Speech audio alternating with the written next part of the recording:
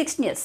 భద్రాద్రి కొత్తగూడెం జిల్లా కొత్తగూడెంలో ఈ నెల 4వ తేదీ సాయంత్రం సమయంలో కొత్తగూడెంకు చెందిన విద్యార్థులైన ఆకాష్, తరుణ్, జస్వంత్ రాజు అను ముగ్గురు వ్యక్తులు Rudrampur coal handling point junction వద్ద నేషనల్ హైవే మెయిన్ రోడ్డు దగ్గర రీల్స్ తీస్తుంటే వారిని చూసిన పెనగడపకు చెందిన 4 వ్యక్తులు కారులో వస్తూ వారిని బెదిరించి మేము పోలీసులమని చెప్పి మీరు ఇక్కడ ఎందుకు ఫోటోలు దిగుతున్నారు, మీరు గంజాయి బ్యాచ్ అని అంటూ వారి ఫోటోలు తీసి పోలీసులమని బెదిరించి డబ్బులు అడిగి వారిని భయపెట్టారు. వారిని తీసిన ఫోటోలను డిలీట్ చేయడానికి డబ్బులు ఇస్తేనే డిలీట్ చేస్తామని అనడంతో వీరు ముగ్గురు వారి యొక్క ఐడి కార్డు చూపించండి అని అడగడంతో ఆ 4 కారులో వచ్చిన వ్యక్తులు మమ్మల్ని ఐడి కార్డులు అడుగుతారా అంటూ వారిని కొట్టడం జరిగింది. నిందితులు దాడి చేస్తుండగానే ఈ ముగ్గురు విద్యార్థులు అక్కడి నుండి పారిపోయారు.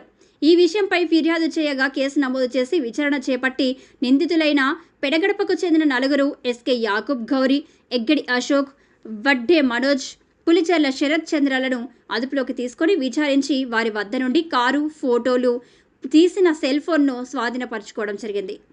విద్యార్థులు, ఇతర వ్యక్తులు ఈ విధంగా నిర్మానుష్య ప్రదేశాలకు వెళ్లి ఫోటోషూట్స్, రీల్స్ లాంటివి తీసుకోవడం చేయకూడదని 2 టౌన్ సర్కిల్ ఇన్స్పెక్టర్ రమేష్ తెలిపారు.